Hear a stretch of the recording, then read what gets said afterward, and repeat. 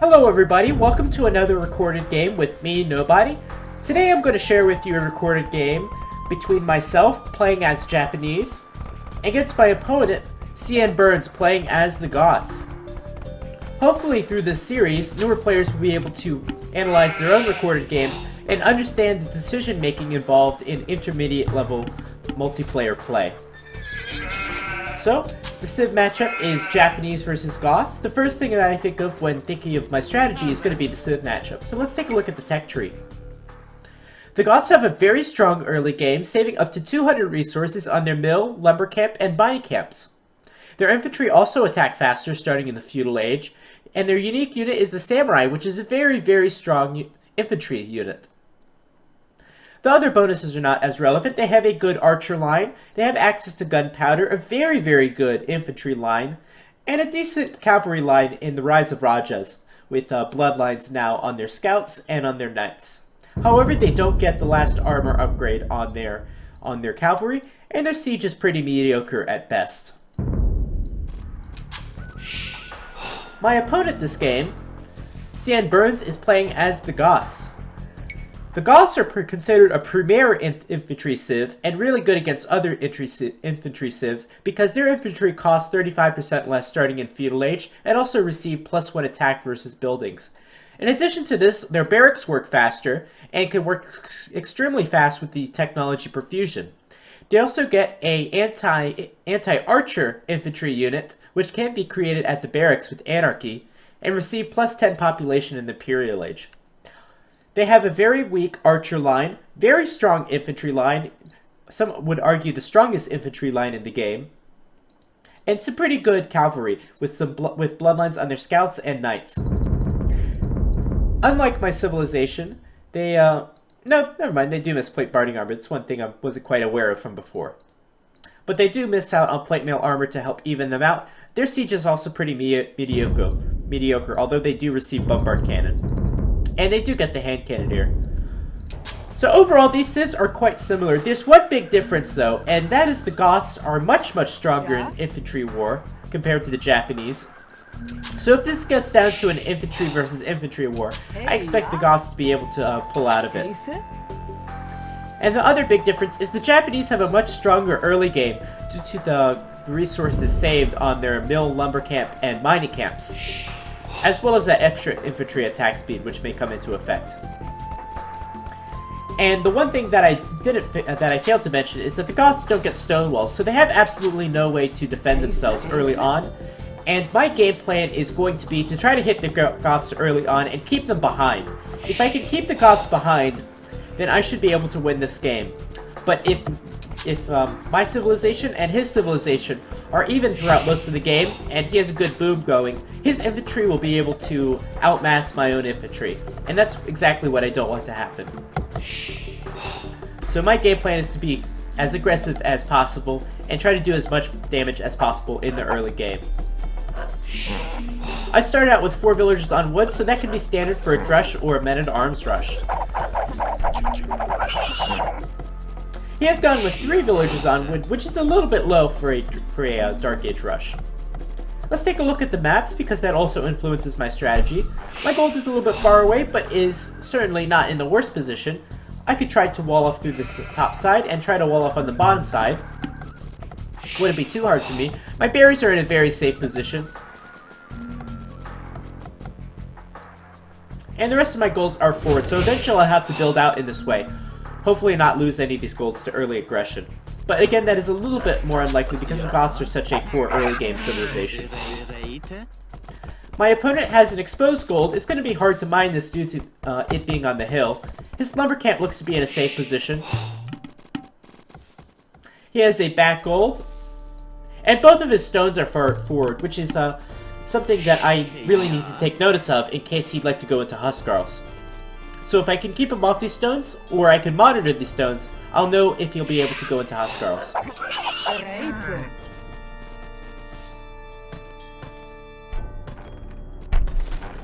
The build I've decided to go for is a Men-at-Arms Rush build.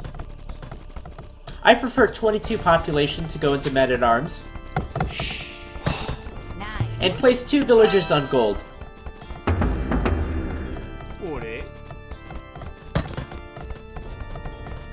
One of the things that definitely hurts my rush, though, is I haven't found my last 2 sheep. And since men-at-arms rushes are so food-intensive, this hurts my strategy. But here I am up to the next stage. I'm starting to create my militia. As soon as I hit the feudal age, these militia will have the extra attack speed.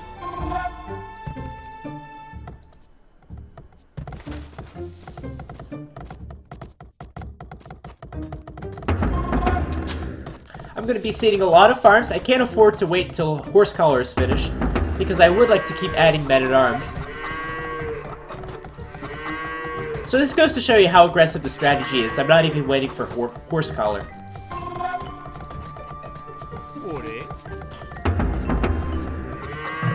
And I can't afford this militia. And instead I'm going to click the men-at-arms upgrade with that food saved. And here I go. 4 Japanese militia.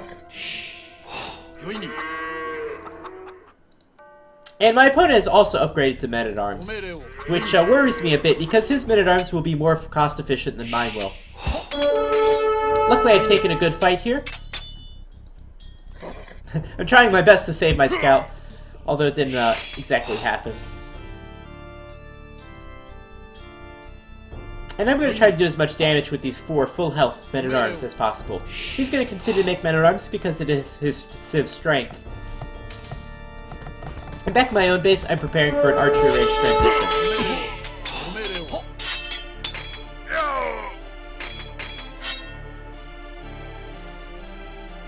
So far I've won my engagements. It's hard to tell if I've justified the cost of the men-at-arms upgrade and the lack of horse collar, because this, of course, all the wood invested has delayed my archery range and my archer transition. However, I have forced the tower out of CN Burns, so that means he won't be able to go into a straight boom. So I'm kind of satisfied with that.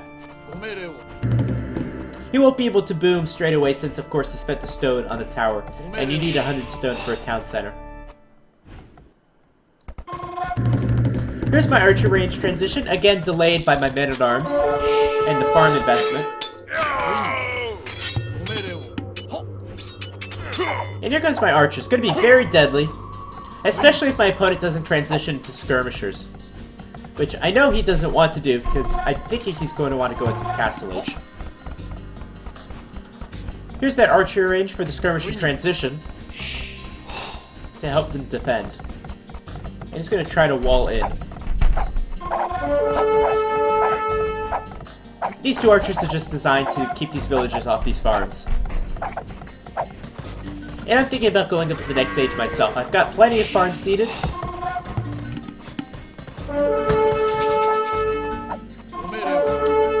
And he's so walled up that it's not worth it for me to invest any heavier into feudal age.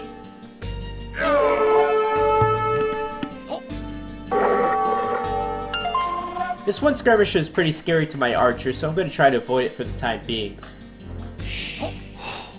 And I'm going to try to hit him from a different angle. One of the nice things about archers as opposed to skirmishers is they are able to do a lot more damage. So I'm going to try to avoid the bulk of his army and find an area where I can get some villager kills. Which unfortunately for his map is not anywhere in sight, since he is fully walled. I have clicked up to the next stage. I will be spending my resources on the crossbow upgrade as soon as I can afford it. And I'm thinking about going into a boom as soon as I hit the next stage. This surprised me a little bit. He actually went in with his men-at-arms and skirmishers, which I wasn't expecting.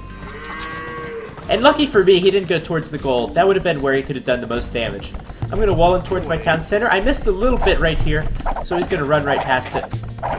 The skirmisher's going to absorb the arrow shots. My archers are stuck in the back of his base.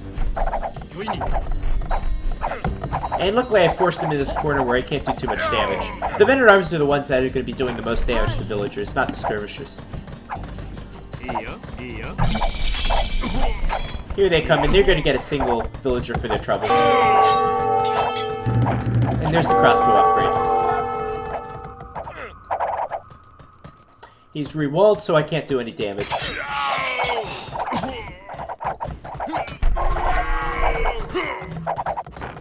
With the crossbow upgrade, I'm able to clear out his units, and I would say I have a slight edge in this game. However, I am expected to have a slight edge because, again, my civ matchup. So what a slight edge might be for now, he might be able to make up later in the game with his cheaper infantry.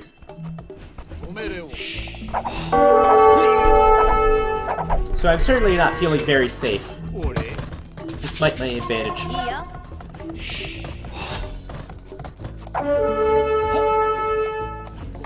I'm trying to do as much damage as I can with these crossbows.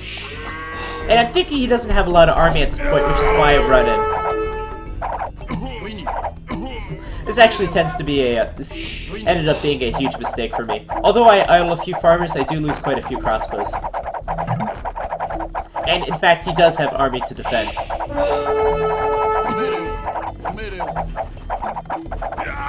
And this is not a worthwhile trade for me. So with that, he gets back a little bit into the game. The scores are now even. I'm going to drop down my town centers. I feel like I can make an economy advantage over him.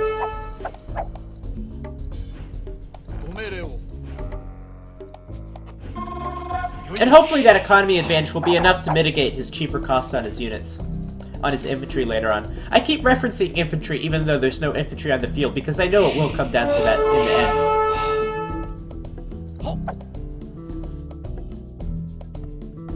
And he's upgraded to elite skirmishers. I'm thinking about knights as soon as I see elite skirmisher. Or a siege workshop. But I'm gonna wait until my economy can handle it before quickly going into knights. I don't think he'll be able to do any damage with these, so I can afford to wait. And I'm gonna invest all my resources into producing villagers and these 3 town centers before I produce knights. Trying to sneak around his skirmishes didn't really work out for me. And there's my stable. I'm getting ready for my transition. I've taken the villagers off of gold because I haven't been spending any gold.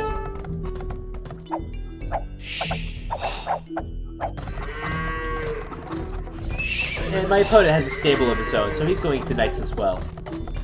He is currently only on 1 town center, so every knight that he has is very expensive for him. And he's going to place his town center on a stone, perhaps thinking about getting a castle for his unique technology or huskarls.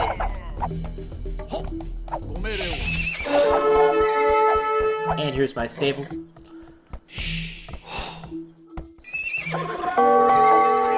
Now, as soon as he saw the stables, he probably should have backed off right then. He's gonna wait a little bit, and then he's gonna back off, which gives me more time to mass up my knights. And I don't want him to get away, so I'm gonna go hunt him down with my knights. Even delete that stable so these knights can get out quicker.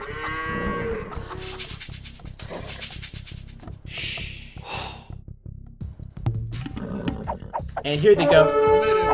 Bringing the archers in to support against these knights. My army composition is going to be much stronger than his. And I'm going to win this fight pretty easily.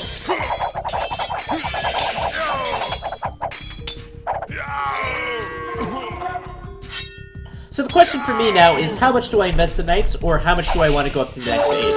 Currently I'm floating on too much wood, so I need to start dropping down a lot more farms.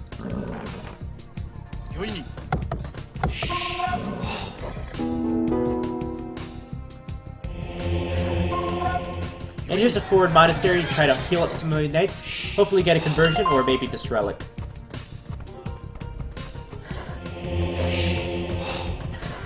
This was just a little bit of this fight though.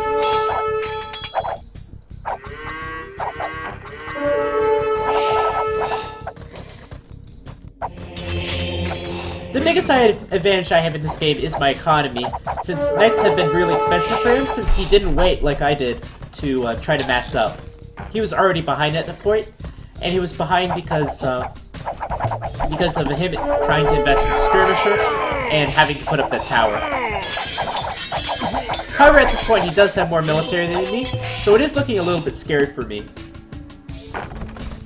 And I'm just about ready to click to the next stage. I'm expanding toward my 10 center out to the golds, like I mentioned earlier.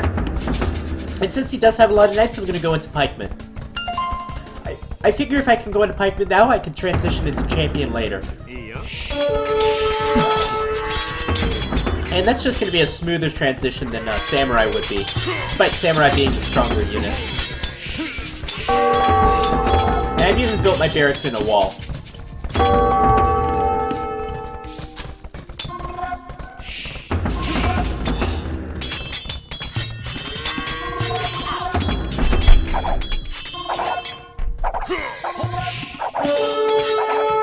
he's going to come in for the raid. I think this is a big mistake by him, actually. And he's going to lose most of his knights for nothing. Pikemen are basically... they're pretty cheap. It's worth it for every knight I kill.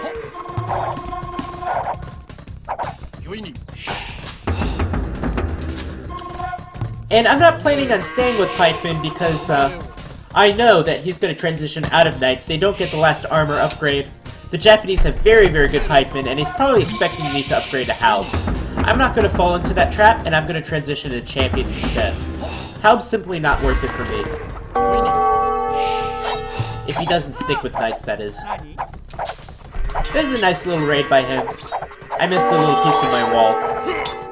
And he's getting the most value out of he can out of these knights, because he knows they're not going to be useful later on. Biggest thing for me is my transition is very, very slow. I have no food in the bank. I haven't seeded enough farms. A little bit of walling here would have been useful. And I'm sitting on tons of gold despite going into pikemen. So what I'm going to do is I'm going to use my market to try to buy a little bit of food. And I think it's completely justified. It hurts a little bit to buy food with gold. But I know I can't delay this game any longer. I need to be able to finish him now. And despite me sitting at a 1500 score advantage, I am feeling the pressure right now because he is getting to that critical amount of economy that the Goths need to be able to just pump and pump infantry.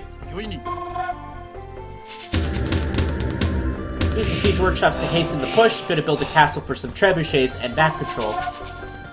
And I'm trying the best I can to try to mass out as much infantry as possible. He's in Imperial Age now. I'm curious to see what he's been upgrading. He's going into Long Swordsman.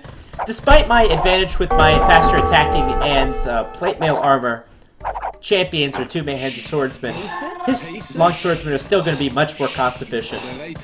Not to mention faster producing. And there's Perfusion. That's the scary upgrade that I didn't want to see. So here comes my push. I'm trying to seed as much farms as I can. I'm still lacking on food. Which is something you can never lack. You can never have too many farms in an infantry battle. I've got barely enough for him, but he's got defender's advantage.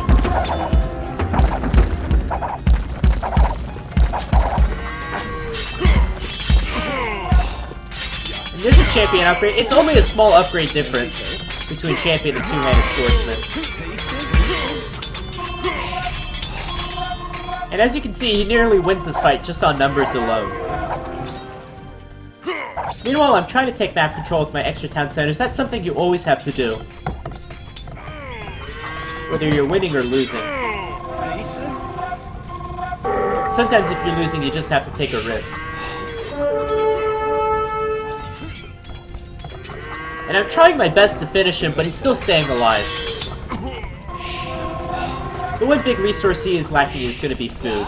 He's trying to seed up some more farms.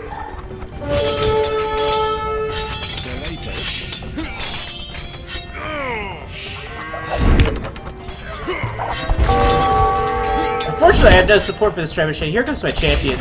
Oh, no, it's too late. This was a big mistake by me. Every second I wait is another second that he's going to be stronger and stronger. And there's the champion upgrade.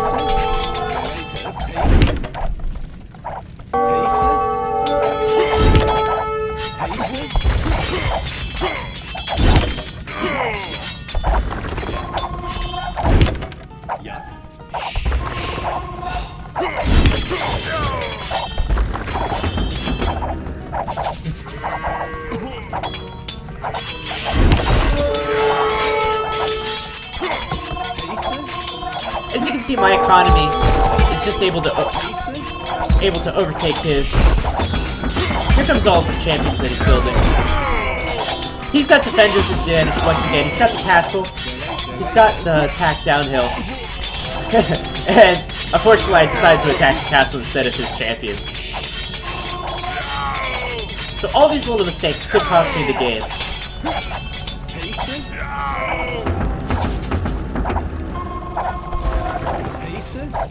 And with conscription, he's got basically near instant production speed.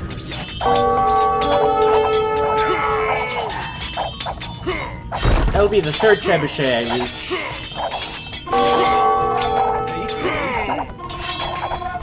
And he's starting to push me back.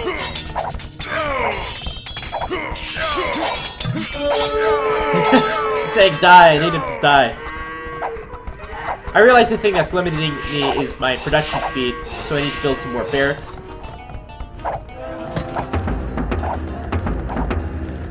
And at this point, with that amount of food, you could have about maybe 30 more champions on the field. So he's forgetting to click his click the production of his barracks.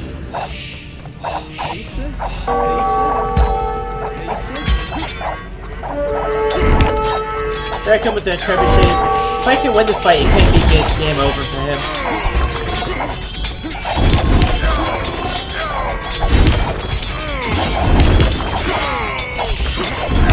And down goes the castle.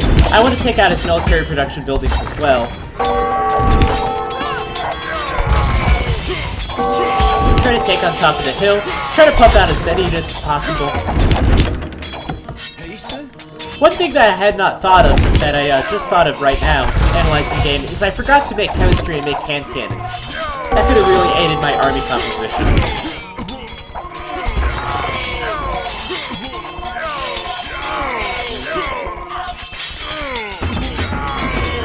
And here I am going to the army production buildings. Looks like I've overwhelmed him at this point, and it's GG. So this game a little bit closer than it seems due to that civ disparity. I didn't push my advantage as much as I should have in the early game, but it was enough for me to sneak out with a win. And that's how the Japanese Goths matchup tends to go. If you don't do the damage early on with Japanese, you're going to be in a tough time when the Goths start producing their near instant champions. However, if you do have the advantage with the economy, you may be able to outproduce the Goths simply with more units and better upgraded. Anyway, I hope you learned something from this recorded game analysis. I certainly did, and I'll see you in the next video.